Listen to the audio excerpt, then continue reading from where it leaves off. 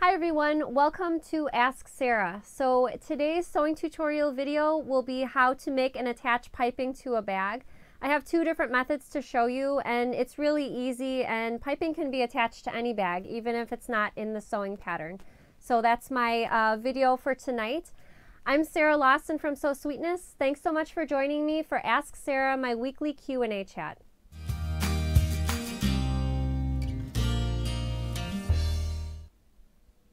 Okay, before we get to the sewing tutorial video, I want to know the answer to this question. Let me know in the comments. Have you put piping on anything before, so maybe a bag or pillow? Let me know in the comments, yes or no. So my back history with piping and bags, the first couple times that I attached piping to one of my bags in a sewing pattern, I was really nervous about doing it because I was worried about cutting off some of the piping with my seam allowance. And what I mean by that is if you don't sew the portions of the bag with the piping with an accurate seam allowance, you can sort of veer in toward the bag and cut the piping off. So when the bag's finished, you have sections of areas where you see the piping and some where the piping sort of disappears into the seam allowance. So when I first started sewing with piping, there were a couple bags where that did happen, but as with anything, you can only get better if you practice. And so by the third bag, I was getting much better with applying the piping evenly and controlling my seam allowance. So if you've never sewn with piping before, I say give yourself at least a couple tries, maybe make 2 bags for yourself. And by the third bag, I know your piping will be much better. So I want to just say hi to everybody jumping in on Ask Sarah tonight. So Gwenna, I see Gwenna, Karen, Melissa, Donna, Renee, thanks so much everybody for joining me. And let's see, and don't forget to ask questions in the comments. So the whole purpose of this Ask Sarah chat is I'm answering your questions. So my video tutorials each week will be in response to a question that I've been asked either in the chat in the comments or elsewhere on social media, or sometimes people even email me questions. So I'm hearing your questions. Make sure to ask, and we'll try our best to get to all the questions in future sewing tutorials. So I want to show you, I have a sample here with some piping on it. This is one of my most treasured possessions. My friend Christy from Rock Baby Scissors made this for me, and I've shown it on Facebook Live before. This is my Crimson and Clover train case in the size small, and it's got this beautiful piping on the lid and on the bottom. And as Christy has a custom bag sewing business, again, it's called Rock Baby Scissors, but she's made a lot of these train cases and other bags with piping before, and you can only get better by practicing. So Christy's made a lot of these, obviously, and the piping looks perfect, and I know your piping can look great as well. So, you know, again, just practice sewing the piping yourself. So before we get to the sewing tutorial video, I just want to remind you, while you're watching the video, if you like it, be sure to share it with your friends on your Facebook page. I know I have a lot of sewing friends on Facebook, as I'm sure you do as well. So if you like the video, be sure to share it. So without further ado, let me get to the sewing tutorial video for how to make and attach piping. Okay, so I'm going to show you how to make and attach piping to a fabric piece before sewing the fabric piece to the rest of the bag. So the traditional method for attaching piping is using a zipper foot, and once you have your bias cut fabric and the cording inside the fabric, using the zipper foot to sew or baste as close to the cotton cording as you can, and then attaching it to the bag. So the problem that I saw with this method is that when you're using the zipper foot to get as close to the cording as you can, sometimes when the bag is all finished, you can see those basting stitches on the finished bag just because you had to get so close to the cotton cording. The method that I like to use allows you to machine baste about 1/4 of an inch away from the cotton cording, and if you're using a 1/2 inch seam allowance to construct your bag or pillow or what have you, then you'll never see those basting stitches. So let me show you how to cut out the fabric, attach the cording, and then get it attached to the front or back of the bag. Okay, so first you'll need some cotton cording, and if you're in the fabric store, you might find this Dritz 5 30 seconds of an inch cotton cable cord, And this one comes by the yard, and it's also available in packages. So this is the cotton cording that I like to use. So for this example, I'm going to measure 34.5 inches.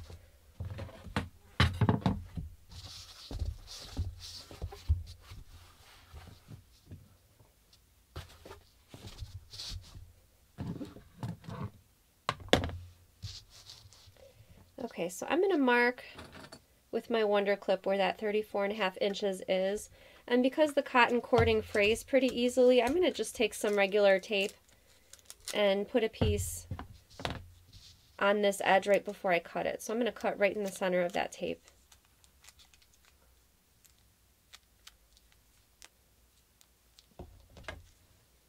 And that tape just helps it from fraying so you can get it attached to your project first.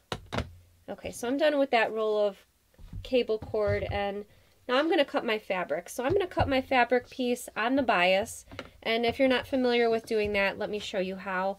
And I need 35.5 inches, and I'm going to cut the fabric 1.5 inches wide to accommodate that 5/32 of an inch cotton cording. Okay, so most quilting rulers have a marking for 45 inches, and that's just, it looks like this on your ruler if you have a quilting ruler. And so I'm going to just lay that on the corner edge of my fabric, just like this. Move the ruler up a little bit. Okay, so I'm going to use the markings and then just get my starter marking drawn out like that. Okay, so I need 1.5 inches wide by 35.5 inches long. And so it's totally fine to piece your fabrics together to come up with the length that you need.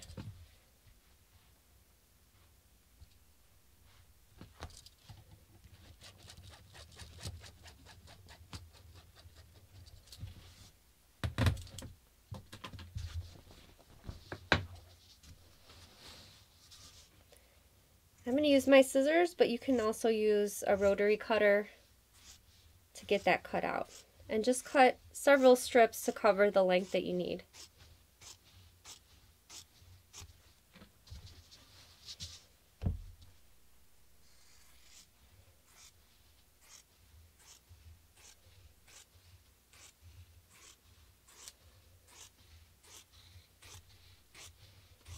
Okay, so I've got my fabric strips cut out, and the reason that we needed to cut these on the bias is because they need to have a bit of a stretch. If they weren't cut on the bias, they wouldn't stretch like these two pieces are. So in order to get the length that I need, I'm going to piece these on a 90-degree angle right sides together. So that means I'm going to flip, and I'm going to position this piece so that it's 1/4 inch away from that point over there, because we're going to be using 1/4 inch seam allowance to sew this together. So I'm just going to use my Wonder Clips to pin these in place, and I'm going to sew these using 1/4 inch seam allowance. Okay, so I've got my two pieces sewn together using that 1/4 inch seam allowance, and I'm just going to press that seam open.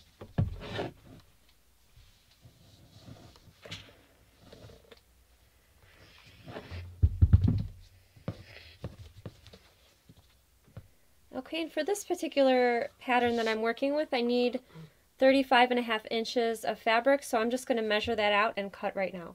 Okay, so to make continuous binding like I have done for my Crimson and Clover train case pattern here, so this is the bottom of the train case, and as you can see the piping goes all the way around in a continuous curve.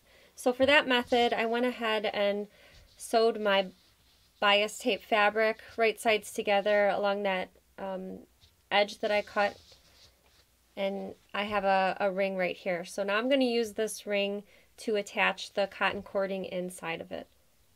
Okay, so my fabric is sewn into a ring, and so I need to assemble that cotton cording into a ring as well. So to do that, I like to use a little scrap of Shapeflex interfacing. So this is Pellon SF101, and I just need a little scrap, and I'm going to butt those two pieces of the cotton cord up against each other and just roll them inside the little scrap of the SF101. And then because this is a fusible interfacing, I'm just going to go ahead with my iron and give it a quick fuse.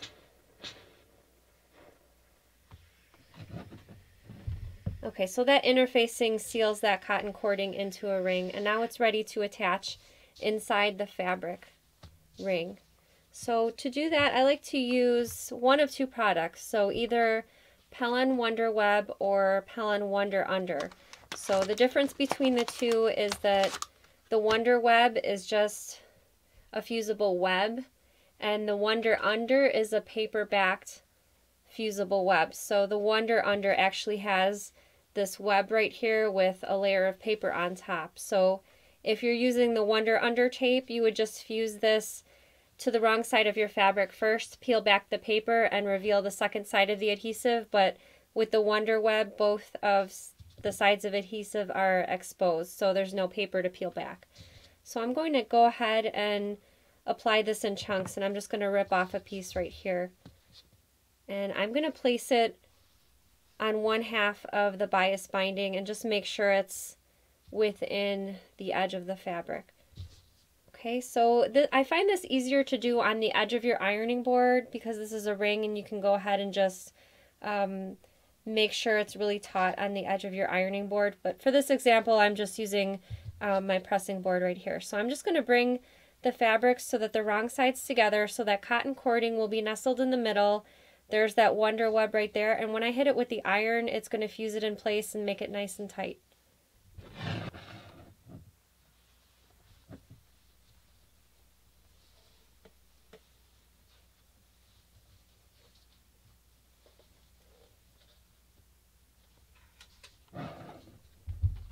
Okay, so you can see that that portion is sealed with that cotton cording inside the fabric, and it's nice and tight. So you're going to just continue pressing all the way around until that cotton cording is nestled inside, and feel free to give it a good tug just to make sure that cotton cording is eased in evenly throughout.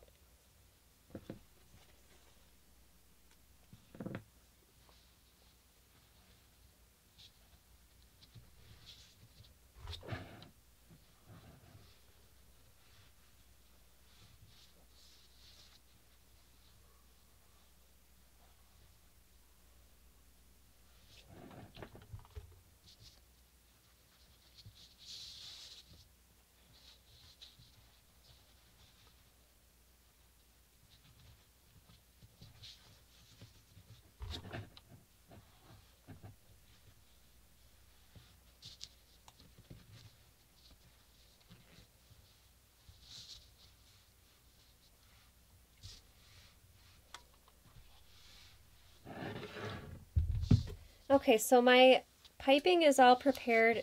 The cording is inside the bias cut fabric, and now it's ready to attach to the fabric. So I've got a piece of fabric prepared. Again, this is the bottom of the Crimson and Clover tring case, and this is the fabric, and I've already attached it to the foam interfacing.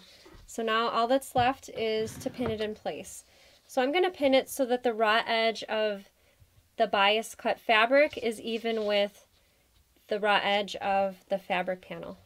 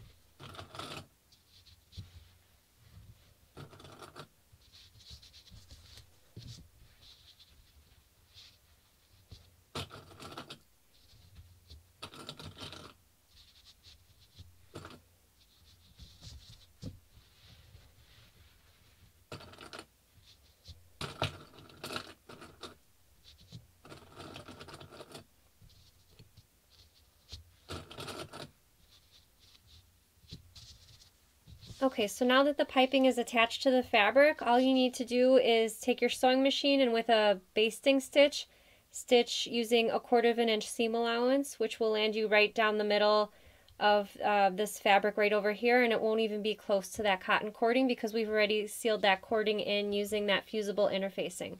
Okay, so what do you do if you're working with a pattern that's not one of mine and it doesn't give you measurements for pre-cutting the piping like here? So let me show you how to attach piping in that case.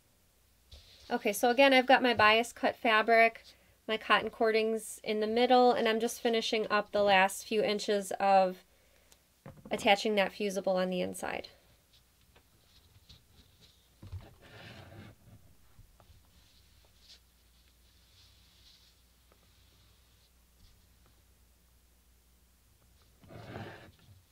Okay, so the difference this time is that I haven't sewn the two short ends right sides together. It's just one long piece. Because I'm assuming that in this case I'm working from a pattern where I don't have the measurements for cutting the bias cut fabric and the cording exactly. So we're going to use this method instead for this instance. So again, we're going to pin the raw edges of the binding to the raw edge of the fabric panel. And I find it helpful to start on one of the long edges with the center of the piping. And then again, we're just going to be working our way around.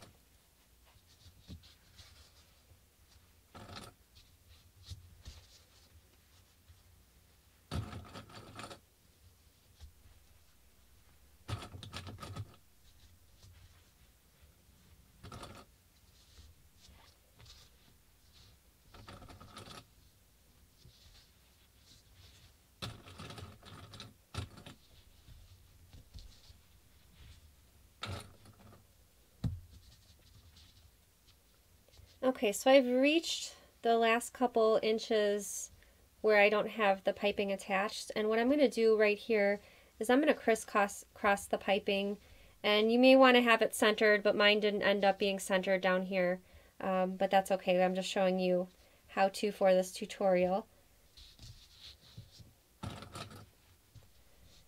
But again, we're going to sew these in place using a long basting stitch on the sewing machine.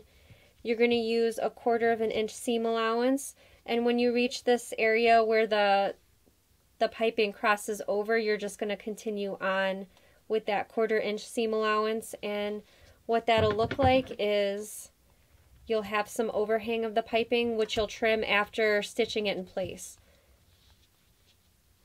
Let me just trim it and pin it just so you can see what the final result will look like.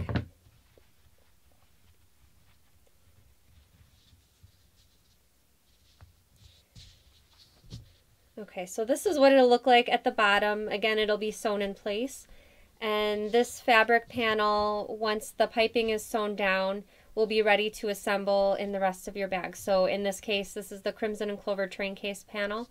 So you can either attach the piping like the second method that I showed you, or if you have the measurements in the pattern instructions like my Crimson and Clover pattern does, you can just have continuous piping. So either method will work. And I like it because it's quick and easy with the fusible. You don't have your zipper foot leaving stitches on the finished product. And I hope you enjoyed this tutorial. Okay, be sure to hit the share button if you like that sewing tutorial. Share it with all of your sewing friends. But in case you jumped onto the chat a little bit late, I asked a question earlier, have you attached piping to anything before, so a bag or a pillow? Just let me know in the comments, yes or no. And that piping tutorial was filmed based on a question that I got from Linda S. on my Facebook group. So thanks to Linda for asking that question. All right, so I want to know, I'm starting a movement here, and I want everybody to be a proud bag lady. I know I'm a bag lady. What about you? Let me know in the comments. I'm a bag lady. So I have so many bags in my house. I make a new bag about every couple of weeks, so I'm definitely a proud bag lady. I give a lot of bags out for Christmas gifts to family members and friends, so I want to see if there's other bag ladies. Let me know in the comments. So while the tutorial video was going on, I noticed, and this is the first time that this has happened, but there were multiple viewers from other countries watching. So I wanted to say hi to Carol from Mexico, Diane from Indonesia, Marissa and Elizette from Brazil. So hi everybody. I'm so excited that there's so many other countries watching me on Facebook Live. But and there was one more question that I wanted to get to. I noticed a question in the comments. Susan wanted to know in my tutorial video what that pressing board that I was using. It was a gray, it looked like a mat. And my board is called the Steady Betty. I bought that online. It comes in different sizes, and it's a wood board covered with sort of like a foam type product. So it's really nice because when I'm pressing things, they don't shift around. And since the board's not covered in fabric, it's covered in foam. It's really nice to work with. I also have one, it's a pedal. Actually, let me grab it. It's right here on the floor.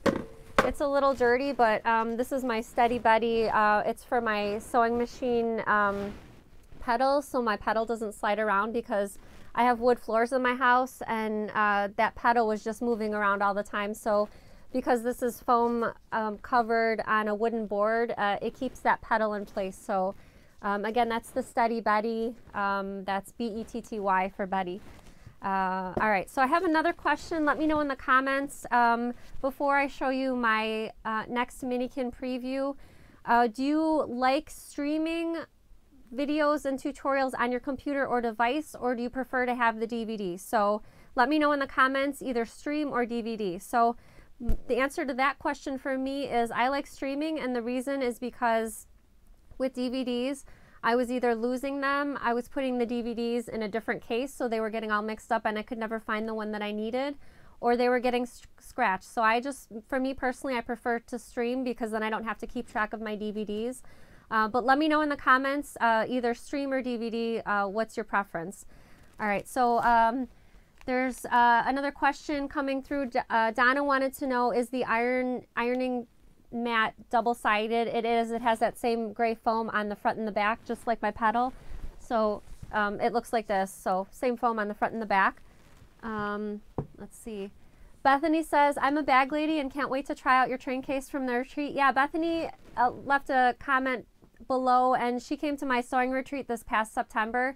We were working on the Crimson and Clover train case and another project from the guest teacher, Janelle from Emmeline Bags. We were also making the necessary clutch wallet. So Bethany was there at the retreat, and I was so excited to meet her and the other retreaters. So all right, let's get to the Minikins preview. So Minikins is 12 patterns that I have coming out, 12 patterns with videos to go along with them. They're all small accessory patterns, so 15 steps or less. They need minimal supplies, so most of the patterns need fat quarters, so a fat quarter for the exterior, fat quarter for the lining, minimal amounts of interfacing, either a zipper or no zipper. There's 2 patterns with no zippers, the rest have a zipper, but they're really quick to come together, and with the video, I know anybody would be able to make them. So here's another Minikin that I have to show you. So this is called the binary pouch. And I finished this one up this morning. I made this one in Allison Glass diving board fabrics, which just came out in quilt shops now. And the feature of this bag is that it's got the 2 zippers on the top, and it also has a magnetic snap in this flap to keep everything secure. Since I just finished this up this morning, I haven't had a chance to yet, but I was planning on cutting a little piece of leather, like a little leather strip, and connecting it from one zipper pull to the other, so you could open both of the zipper pulls at the same time, and also that little leather strip would also serve as sort of a handle for the pouch. But let me open it up and let you see what's inside. So there's not 2 separate compartments, it's just the one compartment that opens wide. So here's the snap on the flap and the snap on the front of the pouch. But I designed this as sort of a dot bag, and it's great for men as well, for maybe a shaving kit. Let me close this one up. My original prototype version, I made it in sort of gender neutral colors, or what I thought was gender neutral colors anyway, but This is Robert Kaufman Essex Linen Metallic, so it's like a silvery, shimmery fabric with sky blue zippers. And yeah, this was my first version. I really love this one in the Allison glass though. But anyway, this is the binary pouch, part of the 12 pattern and video minikins coming out on October 23rd, so this Monday. I'm really excited about it. If you're curious to see all 12 patterns, I'll be showing them this Sunday on Facebook Live, so be sure not to miss that if you're interested in seeing a video of me showing all the projects and all the details in the projects. So that'll be this Sunday at 5 p.m. Central Time. But this has been Ask Sara. As always, be sure to ask questions in the comments or ask me questions on social media. I'll be answering your questions with video tutorials. And I hope to see you again next Tuesday at 7 p.m. Central Time for Ask Sara.